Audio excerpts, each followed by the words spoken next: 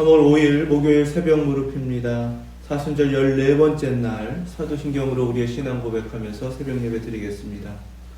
전능하사 천지를 만드신 하나님 아버지를 내가 믿사오며 그 외아들 우리 주 예수 그리스도를 믿사오니 이는 성령으로 잉태하사 동정녀 마리아에게 나시고 본디오 빌라도에게 고난을 받으사 십자가에 못 박혀 죽으시고 장사한 지 사흘 만에 죽은 자 가운데서 다시 살아나시며 하늘에 오르사 전능하신 하나님 우편에 앉아 계시다가 저리로서 산 자와 죽은 자를 심판하러 오시리라.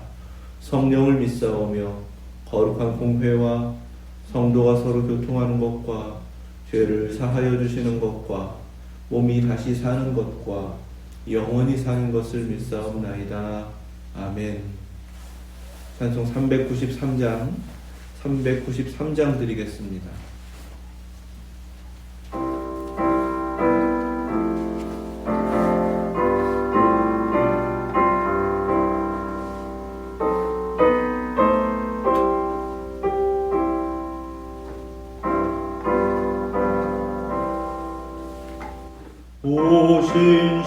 오신실하신 주 내 아버지여 늘 함께 계시니 두려움 없네.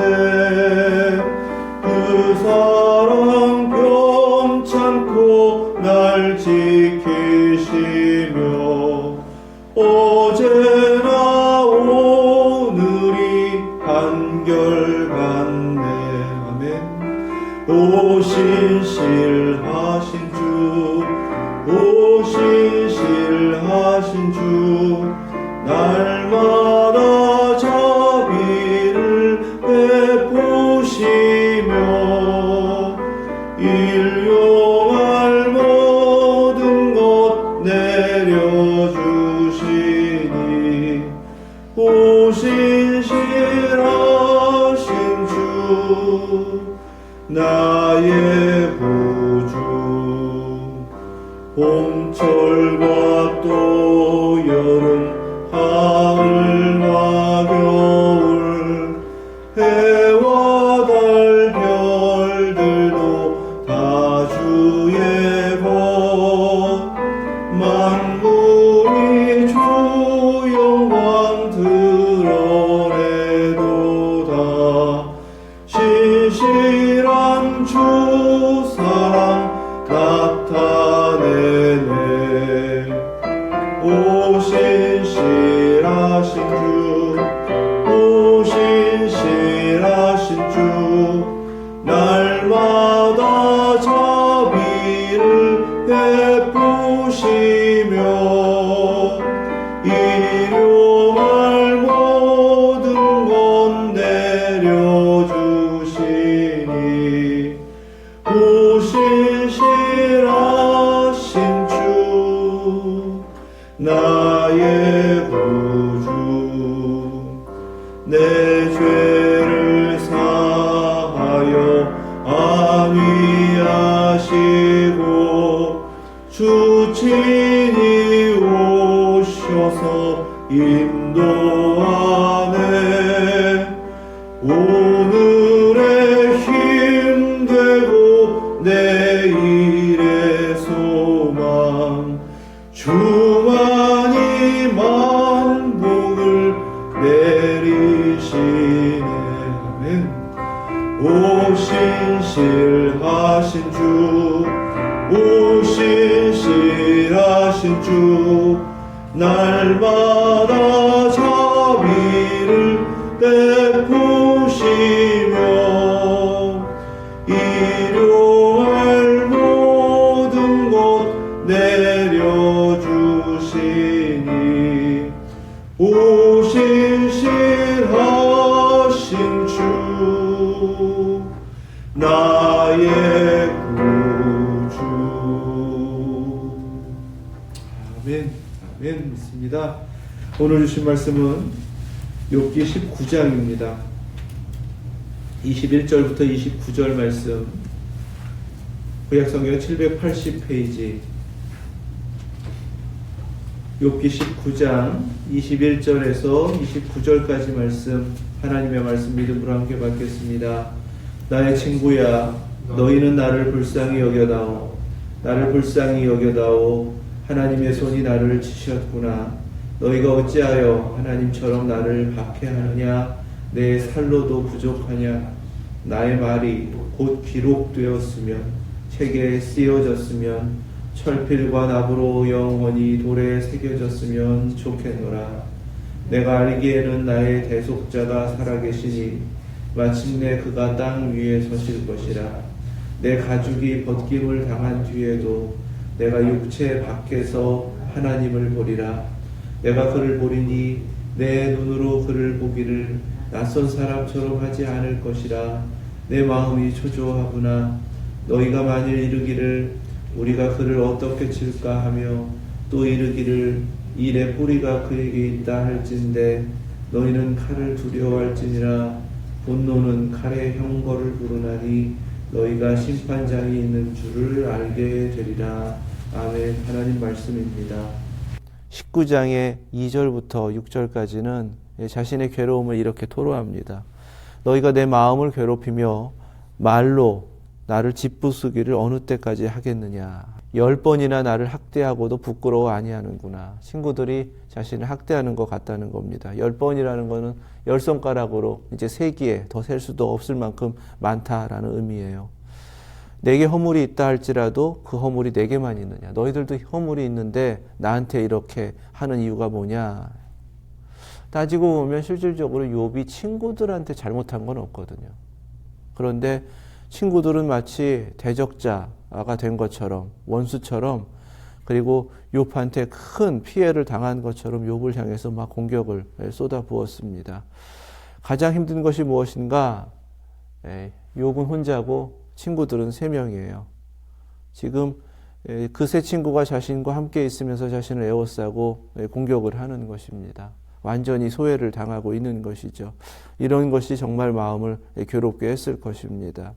6절 말씀에 하나님이 나를 억울하게 하시고 자기 그물로 나를 에워싸신 줄을 알아야 할지니라. 다 하나님 하신 것인데 그것만이라도 좀 이해해 주면 좋겠다라는 말입니다.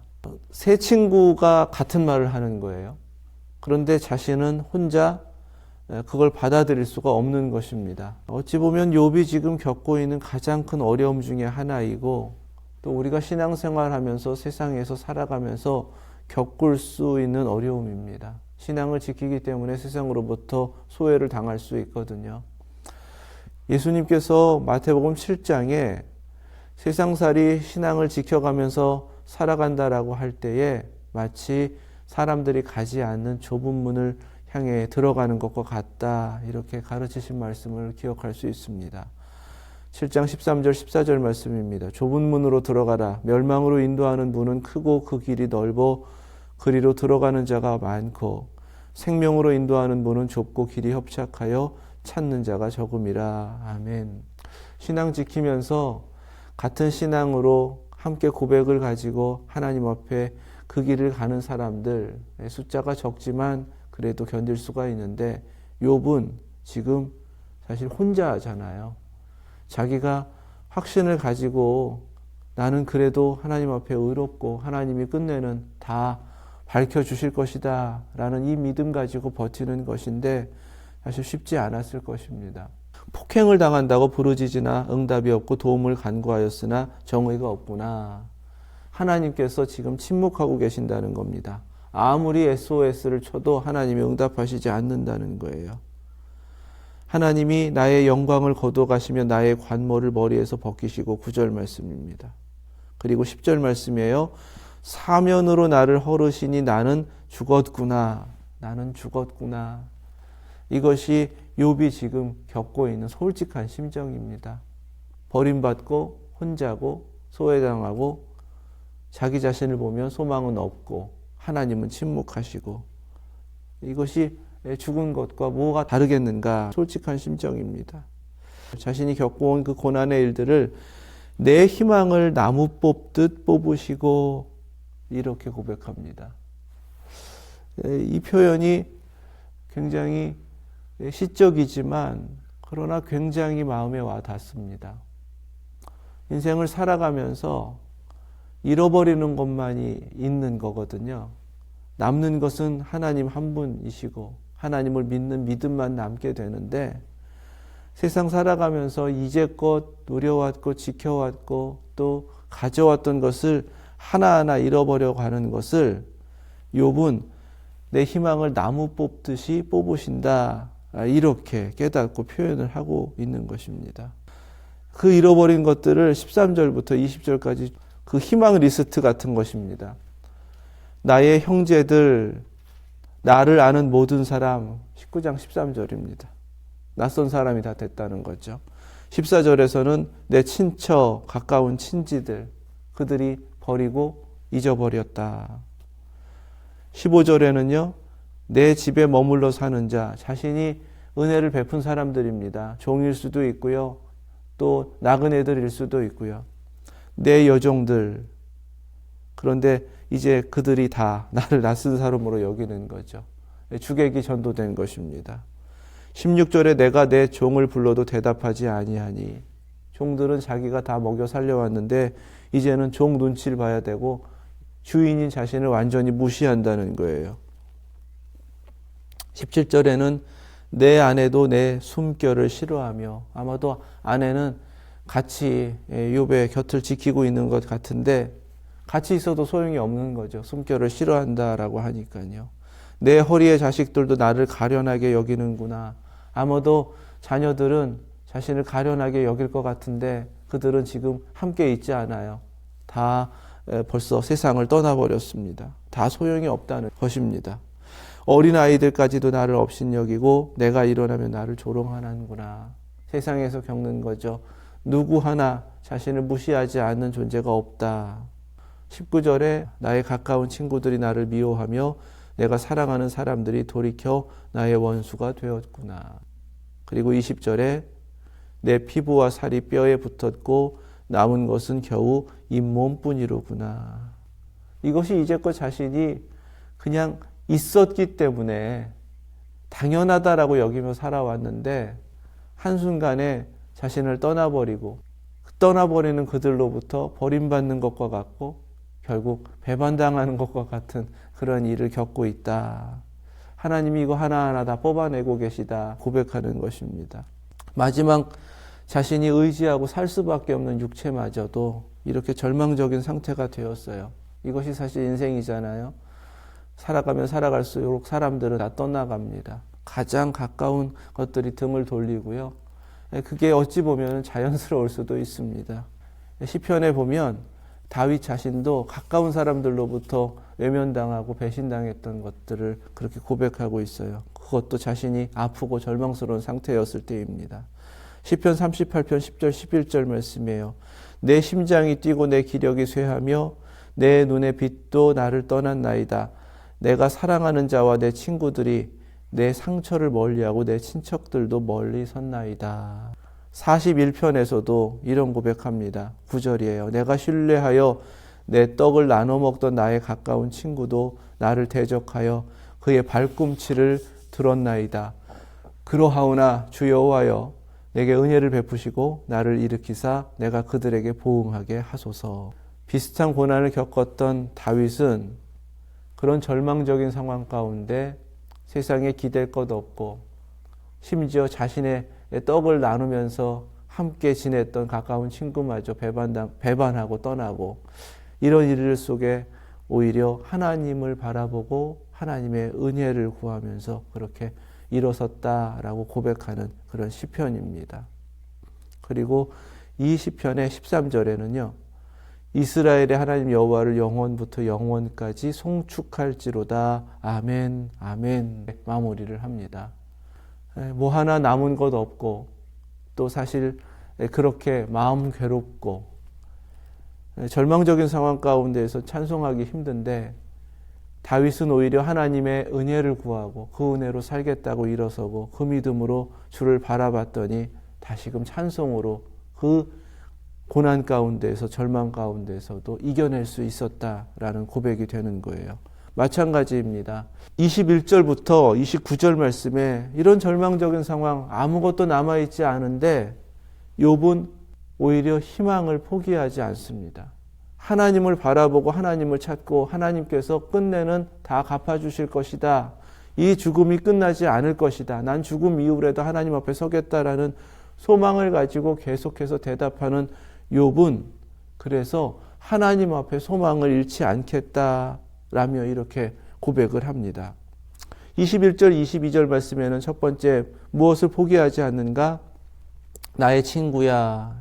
그 친구들이 나를 원수처럼 대하고 있고 나를 미워하고 있지만 그러나 나를 불쌍히 여겨다오. 나를 불쌍히 여겨다오. 거듭거듭 그들에게 제발 좀 나를 이해해주고 불쌍히 여겨달라라고 요청합니다. 이것은 친구들을 의지해서가 아니에요. 마지막 그 신의를 버리지 않으려고 하는 거죠. 함께 지금 있어주잖아요. 그 자리에. 자신을 괴롭게 하지만 친구들이 그냥 조금만 더 자신을 이해해주고 친구의 모습으로만 돌아가길 바라는 그런 마음에서 그 소망을 잃어버리지 않는 것입니다. 23절, 24절 말씀에는요. 나의 말이 곧 기록되었으면 책에 씌어졌으면 철필과 나무로 영원히 돌에 새겨졌으면 좋겠노라. 이제껏 순전함을 지켜왔고 하나님 앞에 의로웠다라는 것을 세상이 알아줬으면 좋겠다는 거예요. 이 소망을 잃지 않는 겁니다. 왜냐하면 자신이 지금도 순전함을 지키고 있기 때문에 이것을 누군가가 기록해 주기만 하면 이 모습을 남길 수만 있다면 자기 죽음 이후라도 다 회복될 것이다. 당장은 억울하지만 끝내 진실은 밝혀질 것이다. 이러한 소망을 잃지 않는 것입니다. 25절 말씀에 가장 중요한 거죠. 내가 알기에는 나의 대속자가 살아계시니 하나님 살아계시다는 것입니다. 이 믿음 가지니까 소망을 버릴 수가 없는 거예요. 마침내 그가 땅 위에 서실 것이라. 아멘. 하나님 누구시냐면 나의 대속자 고엘입니다. 자신의 모든 어려움이 있었을 때에 그것을 해결해주고 도움을 주는 것이 바로 이 고엘이라는 거거든요. 가장 가까운 친척들이 그 일을 해줘야 돼요. 하나님이 자신의 그 모든 잃어버린 것들을 회복해 주실 것이라는 겁니다. 책임져 주실 것이다라는 소망이에요. 억울한 죽임을 당하면 이 고엘은 그 피를 보복하는 그러한 사명도 있습니다. 하나님이 다 갚아주실 거다라는 거예요. 비록 내가 지금 이렇게 절망스럽게 죽어가고 있지만 하나님은 살아계시다. 이것이 그가 포기하지 않는 소망입니다. 또한 26절 말씀에 내 가죽이 벗김을 당한 뒤에도 내가 육체 밖에서 하나님을 보리라. 아멘. 죽음 이후에 나는 하나님 볼 것이다 라는 소망을 갖게 되는 것입니다. 내가 그를 보리니 내 눈으로 그를 보기를 낯선 사람처럼 하지 않을 것이라. 27절 말씀이에요. 그래서 내 마음이 초조하다는 겁니다.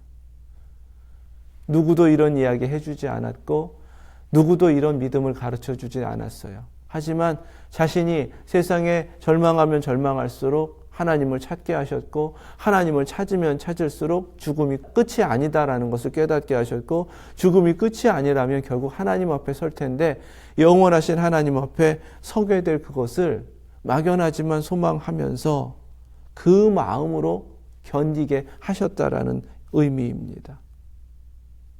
그리고 마지막에 다시 한번 친구들에 대한 소망을 이렇게 정반대의 모습으로 고백해요. 28절, 29절 말씀입니다. 너희가 만일 이르기를 우리가 그를 어떻게 칠까 하며 또 이르기를 이 일의 뿌리가 그에게 있다 할진대 너희는 칼을 두려워할지니라 분노는 칼의 형벌을 부르나니 너희가 심판장이 있는 줄을 알게 되리라. 아멘. 최후에 하나님께서 모든 것을 판단하실 것이고 모든 것을 갚아주신다라는 소망이 있으니까요. 친구들도 그냥 놔둘 수는 없는 것입니다. 그래서 앞서서 나를 불쌍히 여겨달라고 하나님 앞에서 조금이라도 긍휼을 베푸르라고 그렇게 요청했던 거예요. 그들이 바뀌지 않으면 자신들이 행한 대로 분명하게 보응을 받을 것이기 때문에 그렇습니다. 다 잃어버렸다 싶은 그 것들을 소망으로 붙잡기 시작하고 그것이 아니라 정말 하나님이 살아계시다라는 확신 속에서 하나님을 소망하게 되었다라는 사실입니다. 이것이 사실 우리가 삶을 살아가는 힘이 되는 것이고, 하나님이 살아계셔서 끝내는 모든 것을 이루신다라는 그 믿음이 하루하루를 이기는 힘이 되는 줄 믿습니다. 고린도후서 5장 1절에서 4절 말씀입니다. 만일 땅에 있는 우리의 장막집이 무너지면 하나님께서 지으신 집, 곧 손으로 지은 것이 아니요 하늘에 있는 영원한 집이 우리에게 있는 줄 아느니라. 아멘. 여기서 우리의 장막집이라는 것은 자기의 육체입니다.